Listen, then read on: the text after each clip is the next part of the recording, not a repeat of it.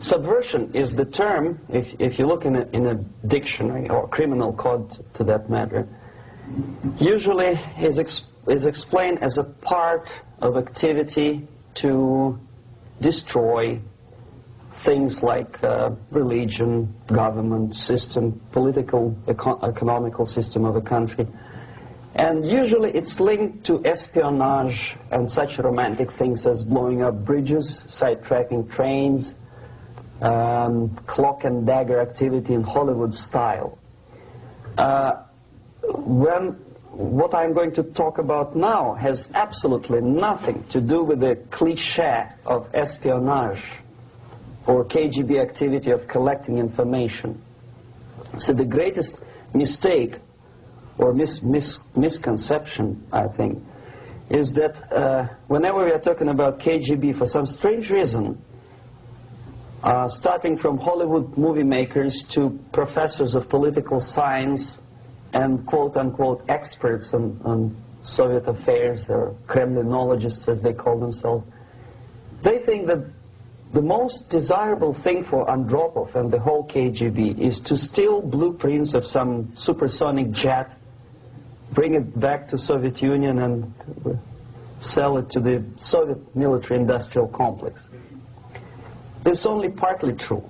If we take the whole time, money, and manpower that the Soviet Union and KGB in particular spends outside of USSR border, we will discover, of course there are no official statistics unlike with CIA or FBI, that the espionage as such occupies only 10 to 15% of money, time, and manpower.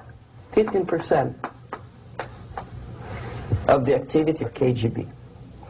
The rest, 85%, is always subversion.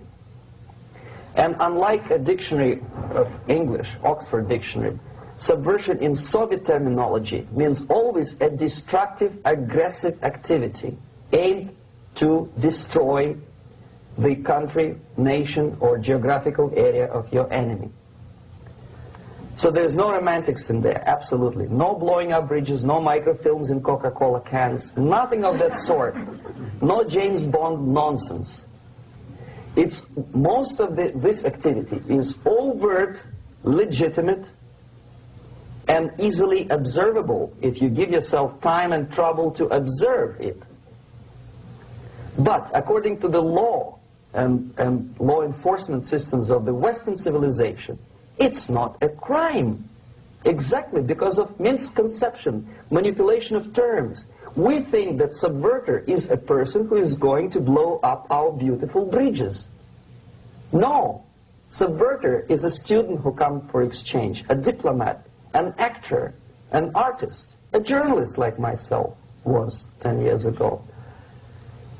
Now, subversion is an activity which is a two-way traffic.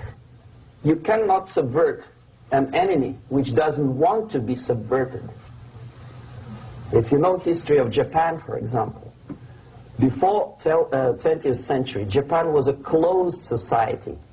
The moment a foreign boat comes to the shores of Japan, the Imperial Japanese Army politely tells them to get lost. And if American salesman comes to the shore of Japan, let's say 60 or 70 years from now back, and says, oh, I have a very beautiful vacuum cleaner for you, with the good financing, he says, please leave us, we don't need your vacuum cleaner. If they don't leave, they shoot them to preserve their culture, ideology, traditions, values intact. You were not able to subvert Japan. You cannot subvert Soviet Union because the borders are closed. The media is censored by the government. The population is controlled by the KGB and internal police. With all the beautiful glossy pictures of Time magazine and Magazine America, which is published by the American embassy in Moscow, you cannot subvert Soviet citizens because the magazine never reaches Soviet citizens. It's collected from the newsstands and thrown to garbage can. Subversion can be only successful when the initiator, the actor, the agent of subversion has a responsive target. It's a two-way traffic. United States is a receptive target of subversion. There is no response similar to that one from United States to the Soviet Union. It stops halfway somewhere. It never reaches here. The theory of subversion goes all the way back 2,500 years ago. The first human being who formulated the tactics of subversion was a Chinese philosopher by the name of Sun Tzu.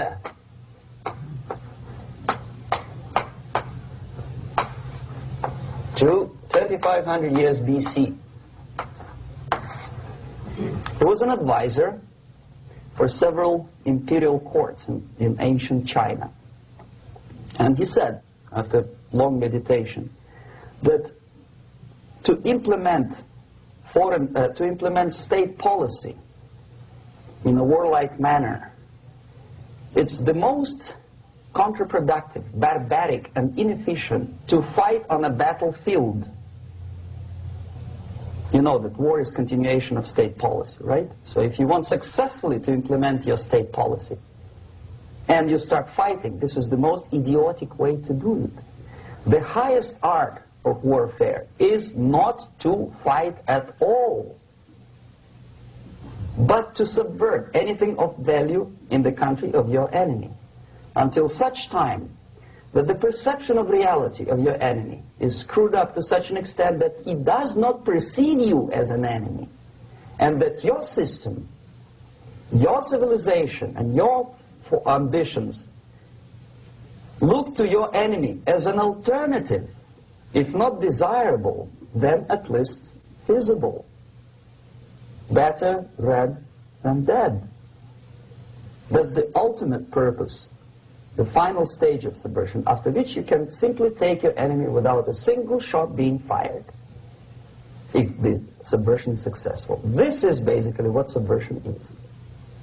As you see, not a single mentioning of blowing up bridges. Of course, Sun Tzu didn't know about blowing up bridges. Maybe there were not that many bridges at that time. But the basics of subversion is being taught to every student of KGB school in USSR and to officers of military academies. I'm not sure if the same author is included in the list of reading for American officers, to say nothing about ordinary students of political science. I had difficulty to find the translation of Sun Tzu in the library of a university in Toronto and later on here in Los Angeles. But it's a book which is not available. It is forced to every student in USSR.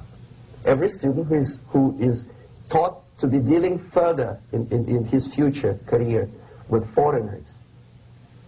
What subversion is? Basically, it consists of 4 periods, time-wise. If we start from here and go this way, time, right? This is the beginning point. The first stage of subversion is the process which is called, basically, demoralization. It says for itself what it is.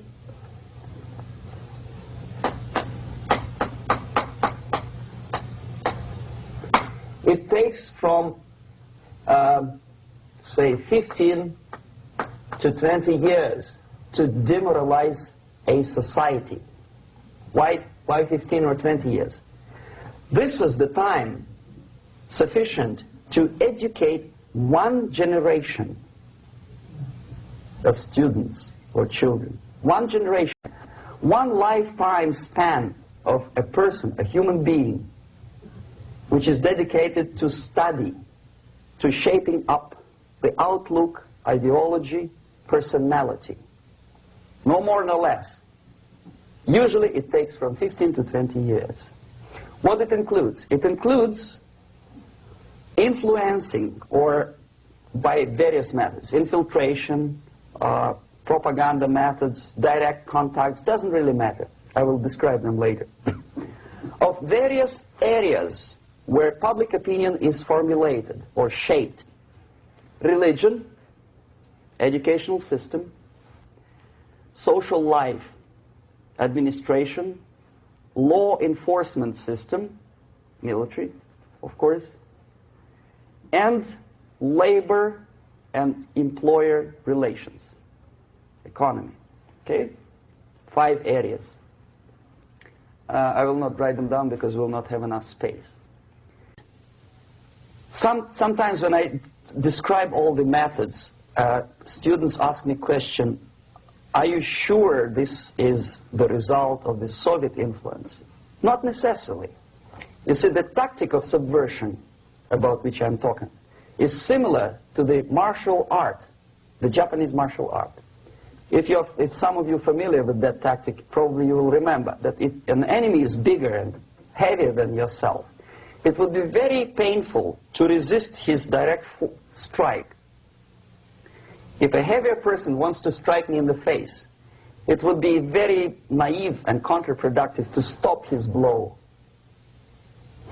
The Chinese and Japanese judo art tells us what to do. First to avoid the strike, then to grab the fist and continue his movement in the direction where it was before, right? Until the enemy crashes in the wall. You see? So, what happens here? The target country obviously does something wrong. If it's a free democratic society, there are many different movements within the society. There are obviously, in every society, there are people who are against this society. They may be simple criminals, ideologically in disagreement with the state policy, conscientious enemies, simply psychotic personalities who are against anything, right? And finally, there are a small group of agents of a foreign nation, bought, subverted, recruited, right? The moment all these movements will be directed in one direction, right? This is the time to catch that movement and to continue it until the movement forces the whole society into collapse, into crisis, right? So that's exactly the martial art tactic. We don't stop an enemy. We let him go. We help him to go in the direction we want them to go. Okay? So, on the stage of demoralization, obviously there are tendencies in each society, in each country, which are going to opposite direction from the basic moral values and principles. To take advantage of these movements, to capitalize on them, is the main purpose of the originator of subversion.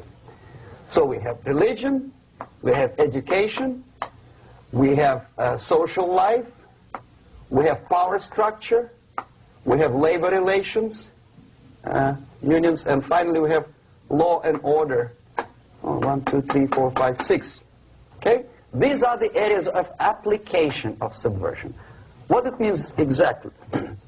In case of religion, destroy it, ridicule it, replace it with various sects, cults, which bring people's attention, faith, whether it is naive, primitive, doesn't really matter.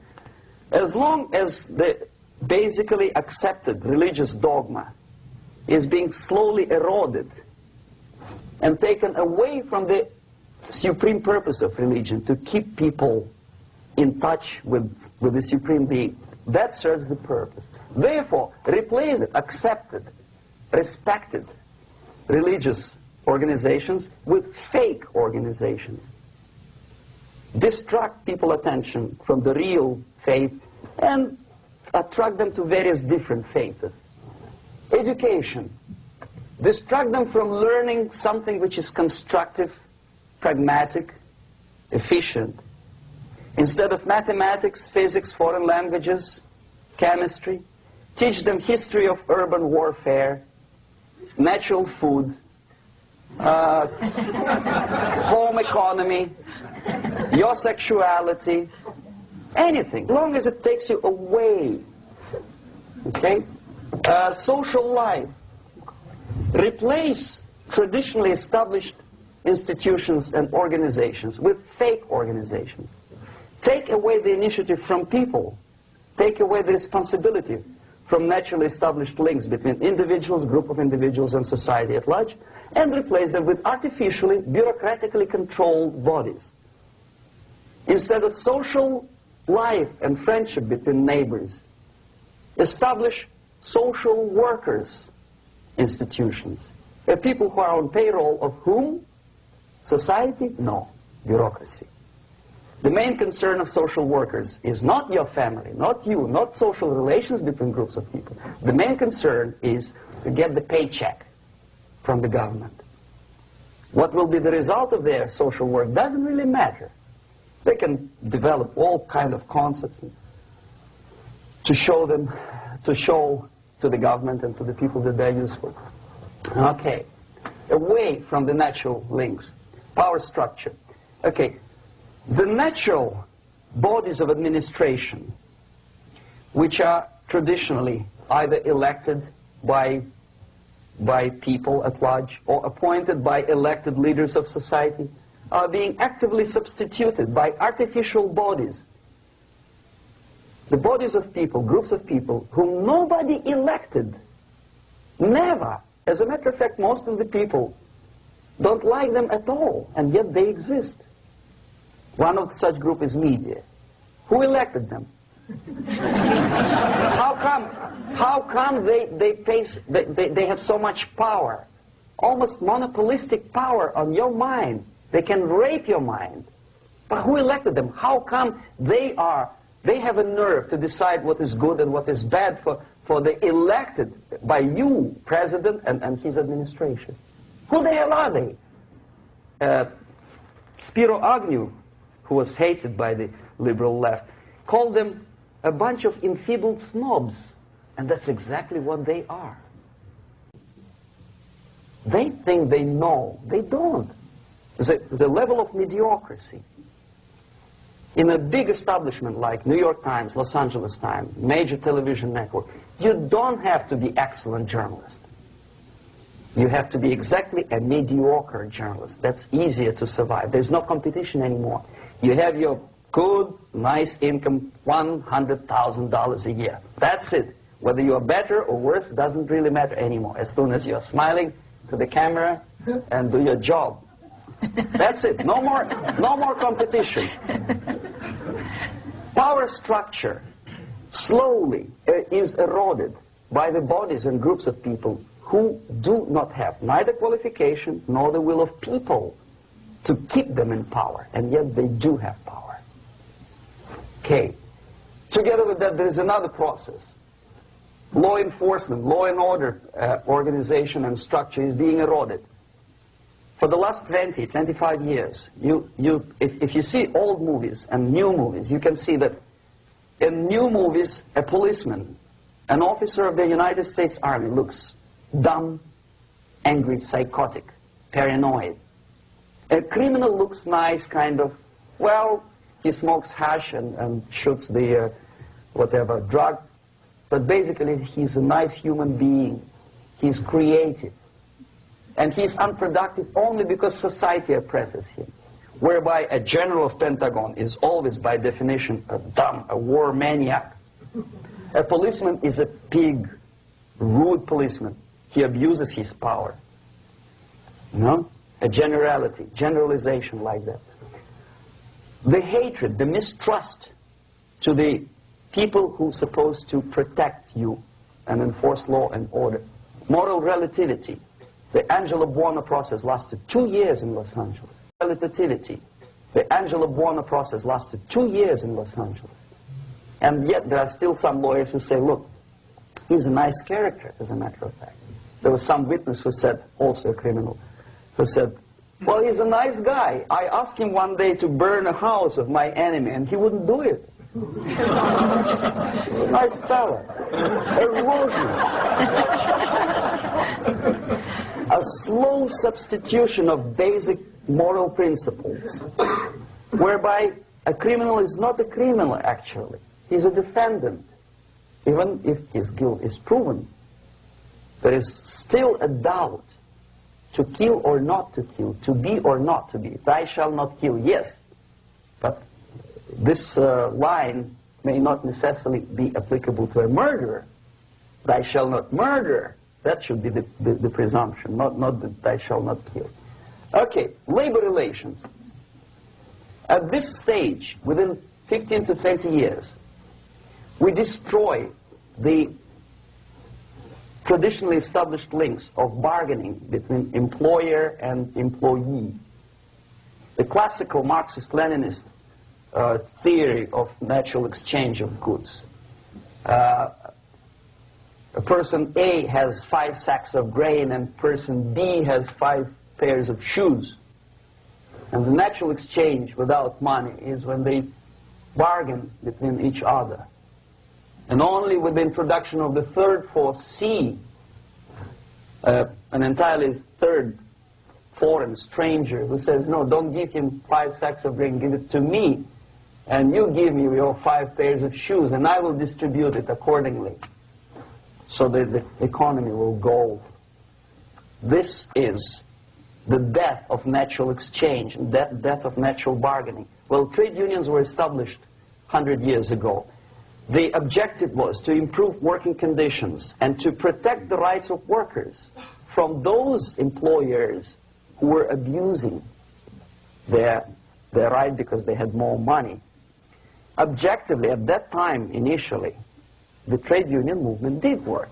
What we see now is that the bargaining process is no longer resulting in the compromise, which is leading objectively to betterment of working conditions and increase of salary. What we see is that after each prolonged strike, the workers lose. Even if they have 10% increase of their salaries, they cannot catch up due to inflation and due to missed time. More than that, millions of people suffer from that strike because economy now is interdependent. It's intertwined like one body. If previously steel workers, say 100 years ago, could strike and nobody would suffer, now it's impossible anymore. If a garbage collector strikes today, the rest of the multi-million city is stinking. I mean, there's no more service. In Quebec, for example, we had the electricians who were on strike in the middle of winter. You can freeze your bottom, and they still were on strike. Did they catch up with the salary? No, they lost. Who benefited? The leaders of trade unions. What is the motivation for strike?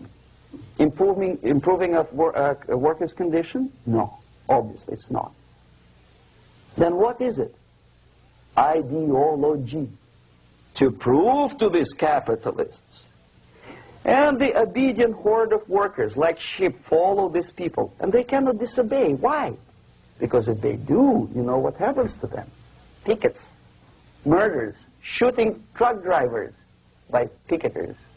In Montreal, for example, I saw with my own eyes when I was correspondent of CBC, International, Canadian Broadcasting Corporation, when the workers of aircraft factory destroyed computers and the equipment in the factory.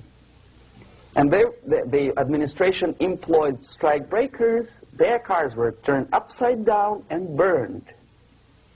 Their houses were burned. Their kids were intimidated. And some victims were there. Of that you can be sure. Why? To improve conditions of workers? No. Ideology. Okay, so this is what happens basically. It may or may not happen without the help of the Soviet Union. But the natural tendencies are being greatly taken advantage of and capitalized by the Soviet propaganda systems. How? Whenever trade union strikes, we have influx of propaganda, mass media, ideological dissemination. The workers' right, and we repeat it like parrots. Yes, workers' right. Whose rights? Workers? No. The only freedom of worker to sell his labor according to his own desire and will is taken away from him. By whom? By trade union boss. Unlimited power is given. Responsibility. I want to sell my labor not for $2.50 an hour, but for $2. I don't have right. My freedom is denied to me. I know that if I sell my work for $2 an hour, not for $3 an hour, I will compete better with the other guy who is lazy and more greedy. I don't need $3. I need only $2. No, I was made to believe by media, by business, by advertising agencies that I need more and more and more. Have you ever heard any advertising on TV to consume less? No. No way. Whether you need a six-cylinder car or not, you have to buy it. And hurry up. When I was driving here, on the local radio station, an excited announcer said, "You hurry up, rush and save, save, save. There is a pantyhose sale." Save by buying more. See? Of course. It would be too naive to expect that KGB makes that advertising agency to do such a crazy commercial. No, of course not. But what we did when I was working for Novosti Press, we would snow plow editorial offices, student organizations, religious groups with literature of class struggle, if not directly Marxism-Leninism propaganda, then a propaganda of legitimate aspirations of working class, betterment of life, equality. Equality, mind you. President Kennedy once said, we will make America to believe that people are born equal. Are people born equal? Is there any mentioning in the Bible or any other holy scripture in any religion, if you don't believe me, go to the library and check it. There is not a single word about equality. Just the opposite. By your deeds, God will judge you. What you do is important. The merit of your personality. You cannot legislate equality. If you want to be equal, you have to be equal. You have to deserve it. And yet we build our society on the principle of equality. We say people are equal. We know it is false. It's a lie. Some people are tall and stupid. Others are short, bold, and clever.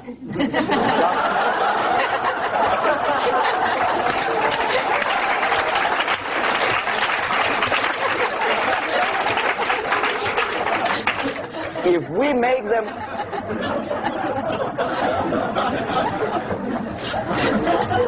make them equal by force, if we put the principle of equality in the basis of our socio-political structure, it's the same thing as building a house on sand. Sooner or later it will collapse, and that's exactly what happens. And we, as Soviet propaganda makers, are trying to push you in the direction which you go yourself. Equality, yes, equality. People are equal. Land of equal opportunities. Is it true or not? Think about it. Equal opportunities. Should there be equal opportunities? For me and for a lazy bastard who comes here from some other country and immediately registers as a welfare recipient benefits? I never received a single dollar. No, sorry, I did receive once.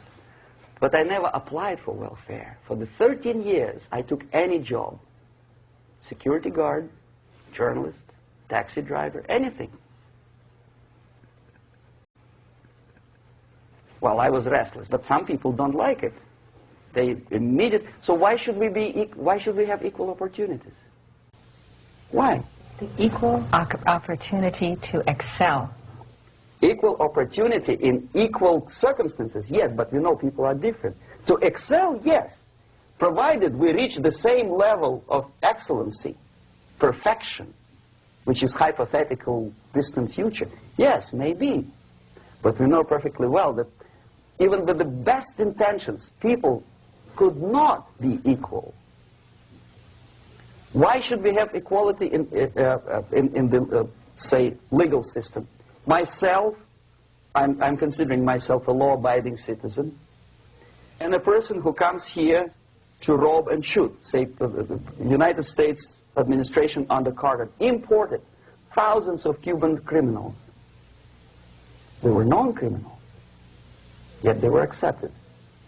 Do you think it's fair if myself and my wife from Philippines, who work like a, excuse me, horse as a lab technician in a hospital, should have the same rights as a criminal from Cuba? Why?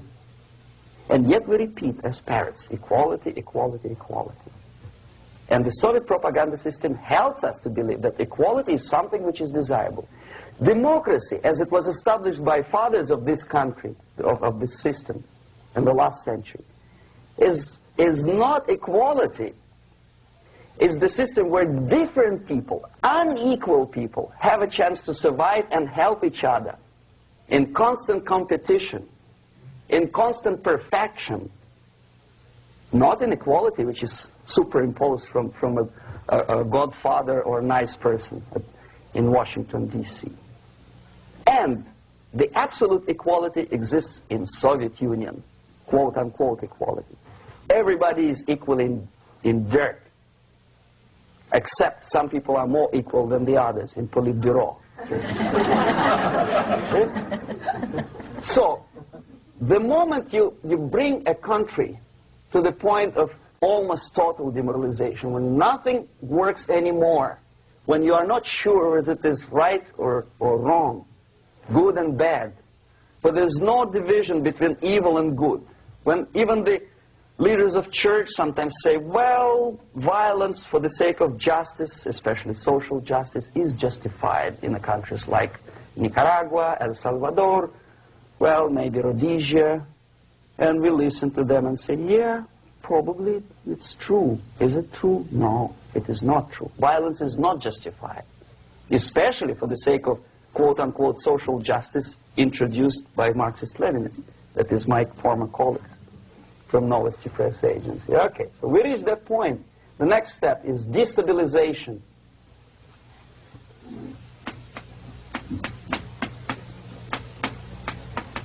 Again, this word says for itself what it is. To destabilize all the relations, all the accepted institutions and organizations in a country of your enemy. How you do it? You don't have to send a battalion of KGB agents to blow up bridges. No.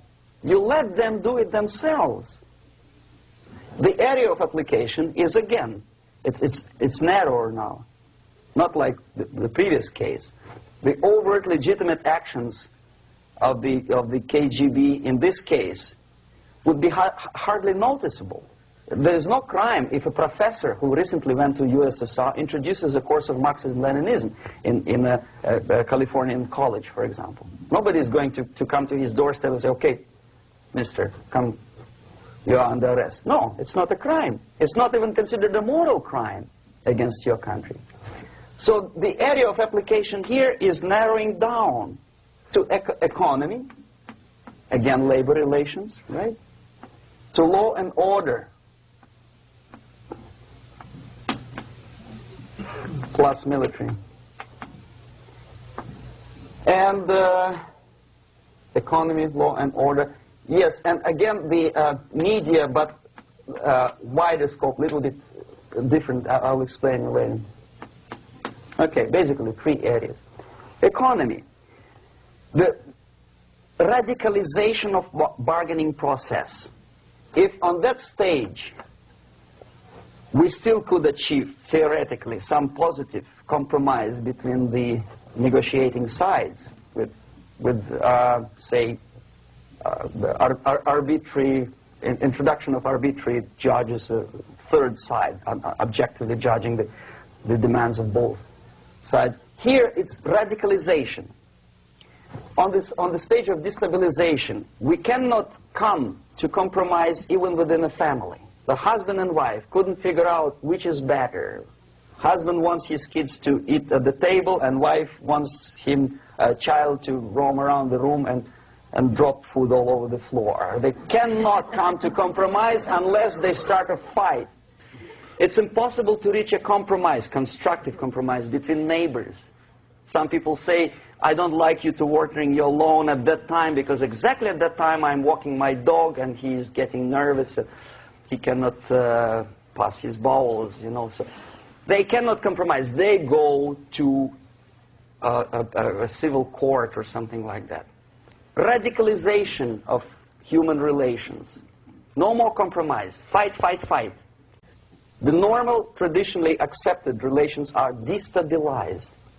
The relations between teachers and students in schools and colleges. Fight. The relations between, in economical sphere, between laborers and employers are further radicalized. No more acceptance of the legitimacy of demands of workers. Unlike Japanese, with the theory Z, if you ever heard about it, where the workers are involved in decision-making process, therefore they don't have moral incentive to fight their bosses. In the United States, it's just the opposite. The harder is the fight, the better. The more heroic they look. When the Greyhound network was on strike recently, the correspondents of local TV networks all over the United States were approaching the strikers, and they say, oh yes, we are doing something nice. They looked like heroes and they were proud. There was some family, the husband was a bus driver. Now they decided in a protest against the bosses to camp somewhere in the forest. And they were presented to the audience as a heroic, nice people. You see? The violent clashes between passengers, picketers, and the strikers are presented as something normal. 10, 15, 20 years ago, we would be angry, say, why so much hatred? Today we are not. We say, well, it's commonplace. Radicalization, militarization sometimes. As I explained on that stage, I took a step a little bit further. Shooting people. Okay, law and order now also is pushed into the area where previously people settled their differences peacefully and legitimately. Now we are getting with this court cases in the smallest irrelevant cases. We cannot solve our problems anymore. The society at large becomes more and more antagonistic between individuals, between groups of individuals, and the society at large. The media puts himself in the opposition to the society in general, at large. Separate, alienated. Okay? On that stage, you remember I was talking a couple of hours ago about the sleepers. That's when the students from, say, United States, if they are trained in Lumumba University, or developing nations, that's the students I was dealing with, are being sent back from the Soviet Union here. Or if they were already in the United States, in the country, which is the object of subversion, they spring to action. The sleepers go up. They slept for 15 to 20 years. Now they become leaders of groups, preachers, I don't know, public figures. Prominently they act. They actively include themselves in a political process. All of a sudden we see a homosexual. 15 years ago he did his dirty job and nobody cared. Now he makes it a political issue. A political issue. He demands recognition, respect, human rights, and he rallies a large group of people. And there are violent clashes between him and police, his group and ordinary people, no matter what. It's black against white, yellows against green, doesn't matter where the division line goes. As long as this group come into antagonistic clash, sometimes militantly, sometimes with firearms, that is destabilization process. The sleepers, many of whom are simply KGB agents, become leaders of the process of destabilization. Doesn't mean that Comrade Andropov sends Comrade Ivanov to the United States. The person who takes care is already here. He's a respected citizen of the United States. Sometimes he gets money from various foundations for his legitimate struggle for, I don't know, human rights, women's rights, kid lib, prison lib, whatever. There are sympathetic Americans who donate their money to him. This stabilization process usually leads directly to the process of crisis. In case of developing nations, that's the area where I was active. The process starts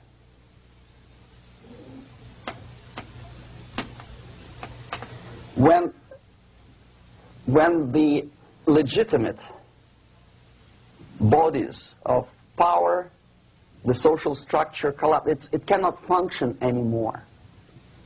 So instead, we have artificial body injected into society, such as non-elected committees. You remember I was talking about them here. Social workers who are not elected by people, media who are self-appointed rulers of your opinion, some strange groups which claim that they know how to lead society forward. They don't usually. All they care is how to collect donations and sell their own concocted ideology, mixture of religion and ideology. Here, we have all this artificial body claiming power. If the power is denied to them, they take it by force. In case of Iran, for example, all of a sudden we have revolutionary committees. What kind of revolution? There was no revolution yet, and yet they had the committees. They were taking power of judgment. They had the power of execution, they had the power of legislation, and that they had the power of judicial. All of them combined in one person, who is half-baked intellectual, sometimes graduated from Harvard University or Berkeley. He comes back to his country and he thinks that he knows the answer to all the social, economical problems. Okay? Crisis is when society cannot function anymore productively. It collapses, obviously. That's the word for crisis. So therefore, the population at large is looking for a savior.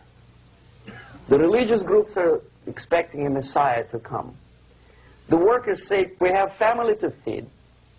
Let's have a strong government, maybe socialist government, centralized. When somebody put the employers on their place and let us work. We are sick and tired of going to strike and missing overtime and all that stuff. We need some strong man, strong government, a leader, a savior is needed. Population is sick and tired already. And here we are. We have a savior.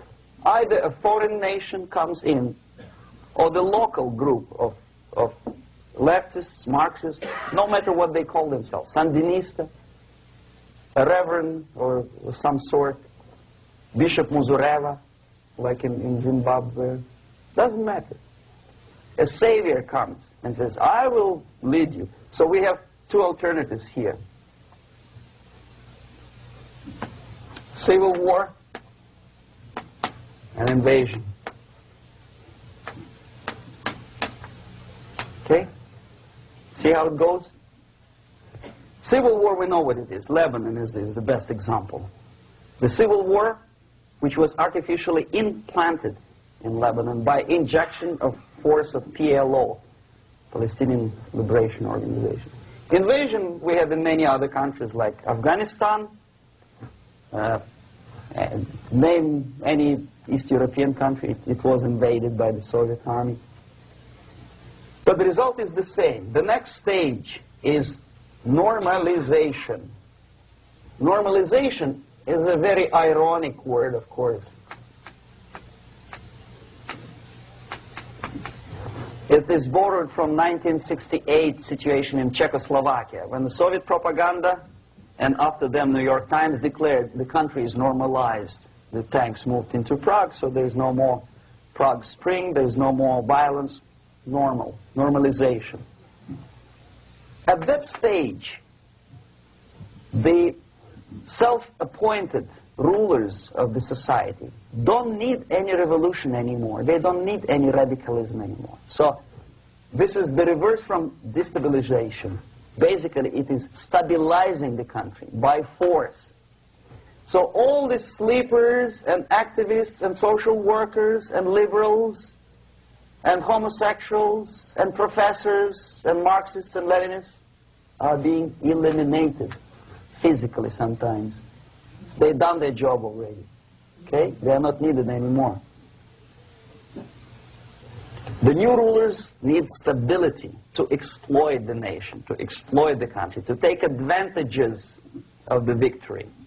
Okay? So no more revolutionaries, please. And that's exactly what happens in a number of countries.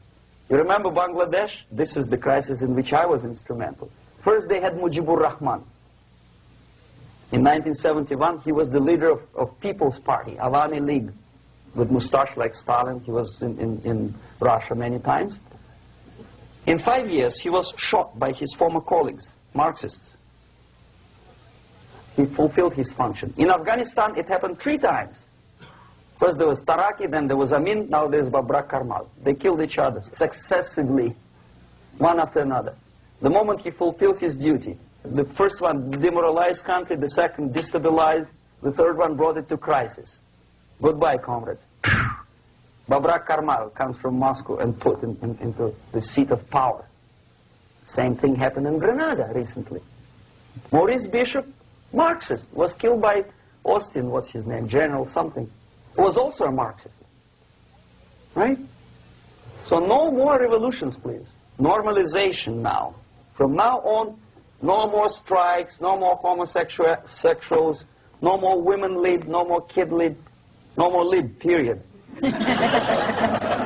Good, solid, democratic, proletarian freedom.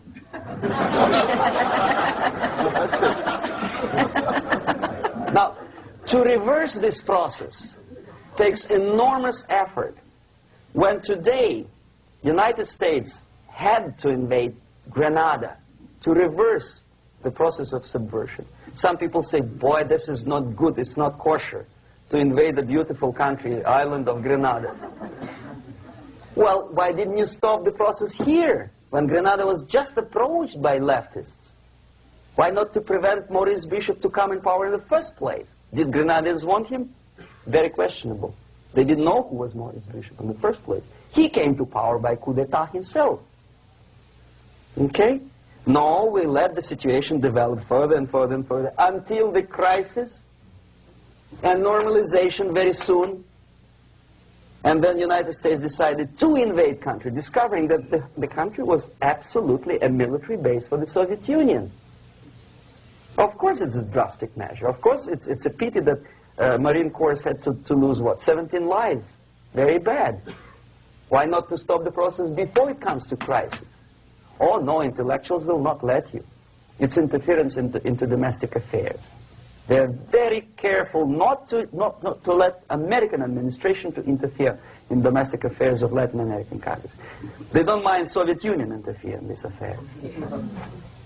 Okay. So to reverse this process, from here, it takes only and always military force. No other force on earth can reverse this process at this point. At this point, it does not take military invasion of the United States Army. It takes strong action, like in Chile. A CIA covert involvement to prevent the savior from outside to come into power and to stabilize country before it erupts into civil war. Country before it erupts into civil war. Okay? Support the right-wing conservative forces. By money, by crooks or love, doesn't matter. Stabilize the country. Don't let the crisis develop into civil war or invasion. Oh no, your liberals will say it's against the law. The Congress will not appropriate money for covert actions of CIA. Why not? Should we wait till the normalization come and Soviet tanks land in Los Angeles airport? Now, at that point, at the point of destabilization, also the process could be reversed. Again, easily than this. No CIA involvement at this point. You know what it takes here? Restriction of some liberties for small groups which are self-declared enemies of the society. As simple as that. Oh no, the media and liberals will tell you this is against the American Constitution. How can we by force, deny the civil rights to criminals, for example. It's not good. Okay? So we allow them to... Okay, if you allow the criminals to have civil rights, go on and bring the country to the crisis. This is a bloodless way to do. Curb the rights. I mean, not to put them in prison. No, I'm not talking about putting all the gays from San Francisco in the concentration camp. Do not allow them to take political force. Do not elect them to the seats of power, whether it is municipality level, state level, or federal level. It has to be beaten in the heads of American voters that a person like that in the seats of power is an enemy. Do not be afraid of this word. It is an enemy.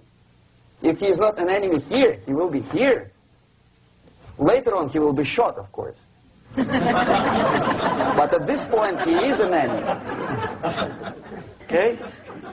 You are doing great service by denying him a right to capitalize on his own crazy ideas and become a powerful man, a man who uses the seat of power. Restriction of certain freedoms and permissiveness at that point would prevent sliding into crisis and probably will return the process of destabilization. To curb unlimited power, monopolistic power of trade unions, here, at that point, would save economy from collapsing. To introduce a law to stop private companies of raping public opinion's mind in the direction of consumerism. No company must have a right to force you into buying more unless you want it. There must be a law. You want to advertise your car? Okay. But not a single mentioning of buying it now and saving money. It must be against the law to force people to consume more. Self-restraint. Previously, before this process started, the self-restraint was a business of church, religion. Because our preachers, the fathers of church, would tell us, material values are good, but it's not the prime function of human being. Because you have to live with something. Obviously, the design for our life is not to consume more deodorants. There must be something greater. If such a complicated instrument as human body was created, obviously there must be some higher purpose for that. And it's very easy to avoid destabilization by denying the greedy companies one little freedom, one little liberty, forcing you into turning yourself into processors of unwanted products and goods. They turn you into machines, like the worm who there's inlet and outlet. So, and how long an average appliance lasts these days? Less than a year. Why? Where's workmanship? Well, we want you to buy more. Okay. Destabilization process could be easily overcome if, as I say, the society, by its own will or after persuasion by the leaders, will come to the idea of self-restraint. It's so hard we want to consume more, but you have to. Unless you will come to this stage, when, as we say in Russia, if Sahara Desert ever becomes a communist state, there will be shortage of sand. So you have to curb your... You have to curb your expectations at this point before it's too late. But no, we don't want to do it. Demoralization process. Again, it's the easiest thing to reverse. First of all, by restricting import of propaganda. The easiest thing to do. Unlimited, unrestrained import of Soviet literature, Soviet journalists, giving Soviet propaganda and ideological agitators equal time on American TV network. It has to be stopped. And it's easier. They won't be offended, mind you. As a matter of fact, they will respect America more. But when my former colleague Vladimir Posner appears on Nightline, and Ted Koppel asks him, well, Vladimir, what do you think about this? And what can he think? He is an instrument of propaganda. He thinks what Comrade Andropov tells him to think. He is just a nice, articulate mouthpiece of the Soviet subversion system. And Ted Koppel makes you believe that my friend Vladimir Posner thinks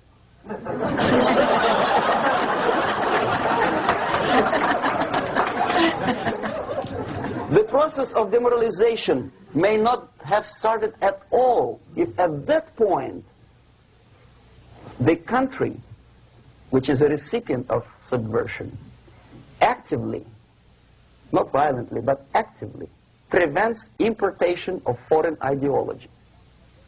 I don't want America to follow the pattern of ancient Japan. You don't have to shoot every foreigner when it approaches the sacred borders of the United States. But when he offers you a junk in the disguise of very shiny something, you have to tell him, no, we have our own junk.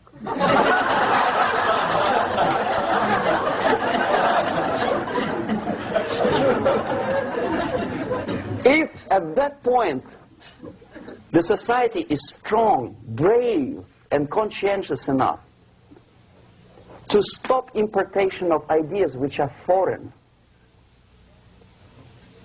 then the whole chain of events could be prevented. Recently I've been to Philippines, and I was shocked how in big cities like Manila, children listen to deafening music. A melodious nation with long traditions of good, nice ethnic music, introduced by Spanish long time ago, maybe 2 centuries, 3 centuries ago, I don't remember how. All of a sudden listen to musical garbage, blasting their radios at full blast, at full volume. Why? In India, I spent many years watching the reactions of Indians walking out of movie theaters after seeing Hollywood production. They couldn't figure out why Americans are so wasteful. They smash their cars, their shiny cars, every 5 minutes. How come they shoot each other for $500,000? Is it true that they're so obsessed with sex? Can you imagine showing a movie where each 5 minutes there's a copulation on the screen to a country like India with long tradition of respect to these private matters, or to Pakistan? And United States expect these people to respect you? No way. Oh yes, they will see the movie, they'll pay 5 rupees to see that garbage, but they walk out and will tell their kids, don't respect Americans, don't be like Americans. See?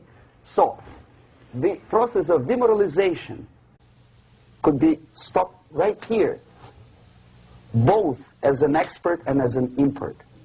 And that takes one step, one very important thing to do. You don't have to expel all the KGB agents from Washington, D.C. The most difficult and at the same time the simplest answer to the subversion is to start it here and even before, by bringing back the society to religion, something that you cannot touch and eat and put on yourself, but something that rules society and makes it move and preserve it. A Soviet scientist, Shafarevich, who has nothing to do with religion, he is a computer scientist, did a very intensive research on the history of socialist countries. He calls socialist or communist any country with a centralized economy and a pyramidal style of power structure.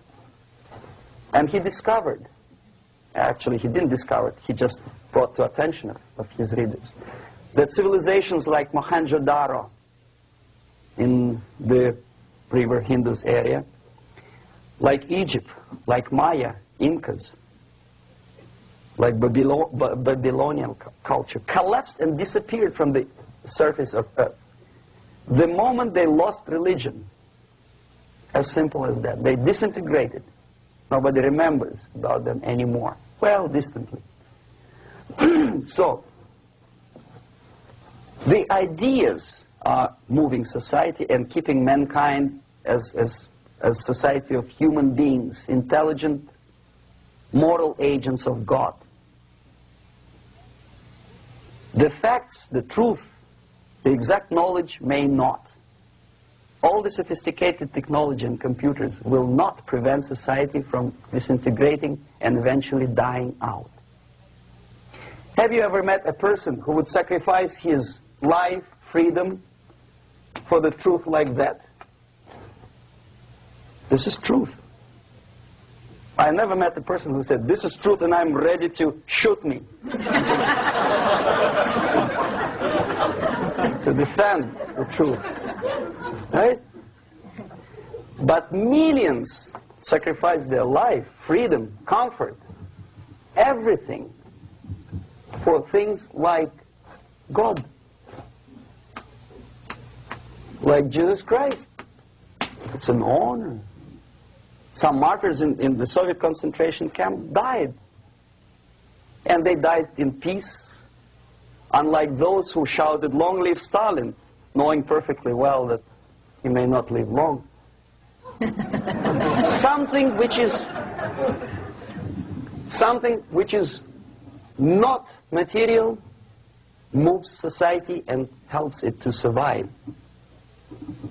And the other way around. The moment we turn into 2 by 2 is 4 and make it a guiding principle of our life, our existence, we die.